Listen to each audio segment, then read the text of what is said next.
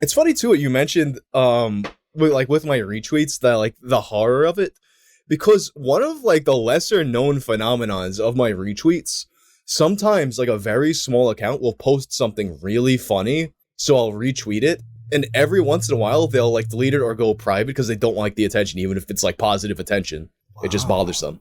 That's weird. They want to remain lurking at all costs. Yeah, they want to just like talk out into the world without being seen.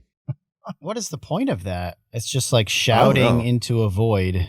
And then when the void shouts back, you cower. Like, I get it when you, like, if it's like something where someone had a dumb take and everyone's shitting on them, but that's always been the weirdest thing that happens every once in a while. And has a retweet ever gone wrong? Has a retweet ever gone wrong? I mean, yeah. I mean, it goes wrong every time I retweet it. And then it'll be like a very like dry, sarcastic or ironic joke, but someone will take it literally and will explain it to the person that made the joke with like a well actually kind of post, and I'll be tagged in it, so I'm like, oh, this is embarrassing. There's always someone doing the well actually, no matter where you are, whether it's on YouTube or where you're on Twitter. And I mean, there was something I read where I had originally read that like 10% of people do not understand humor, like cannot get different forms of humor, like say sarcasm, for instance, as a form of humor, like would not understand that you would say something, but the intention is to mean the opposite of what you say. So, you know, if 10%, that's a lot of people, that's 1 out of 10 that read the thing, think that your joke is very literal, then you're going to get a lot of responses from people who, I mean, Matt, what was the thing you got into weeks ago with someone? Gosh, it was on Vsauce 2 Twitter. I can think of a number of situations that started out like that with Matt. Yeah, it just turned into this like contentious thing, like so unnecessarily, where Matt was obviously joking, and it ended up being like a 19 tweet back and forth conversation with the person. Oh, yeah, I remember that because it got strangely deep. It wasn't like 2 or 3 replies. It was many, many replies. And I can picture the thread in my head, but I can't say what it was about. I know that I replied to a tweet of yours where it just obviously was a joke. Like, it would be very difficult to read that and not know that it was completely tongue-in-cheek. And yeah, a lot of people took that very literally and didn't let go of it either. And then the fault was mine. You know, they claimed that the problem was me not realizing that it wouldn't be taken as a joke. There was no sense of responsibility. It was the swimwear one, wasn't it? Where my God, yes. I found this. Okay, so people hate Tumblr, right? Anytime I've ever linked to Tumblr, it's like a lot of negativity.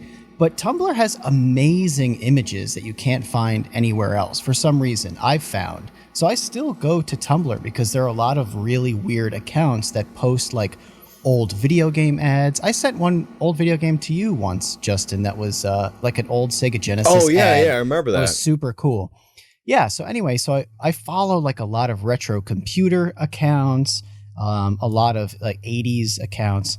Anyway, this image popped of these people wearing swimsuits in like an old computer room from 1983. Like the kind of... I think I saw that. Yeah. There's like this, I think this account on Twitter, Computer Aesthetic or something like that. That's I think they posted that, yeah. That might have been who it was. So I posted it on Vsauce too, because it was such a weird photo. With the caption, swimwear was mandatory for using computers in 1982. Oh, God. And so it's like, no, it isn't. This isn't true. You're making this up. And then Matt, I used a computer in 1980s and we weren't wearing swimsuits. This is false. So a kid replied, obviously as a joke, saying, I don't know why this would be mandatory. And so I replied to him saying, if you don't understand why, you're never going to make it in this game. Oh, You're God. like, you're never going to make it in the tech sector or something like that. And that unleashed like a dozen people who said it had nothing to do with computers, like I was wrong about that. And then when I said it was a joke, no, it wasn't clear that it was a joke. So I'm the one with the problem. And I'm just looking at this thinking like, I can't give up on this because it's just too weird. Because it's so stupid that these people can't see this really. Like, it's not even like a subtle joke. It's very obviously a joke. And they're just refusing to understand anything besides the most literal aspect of it.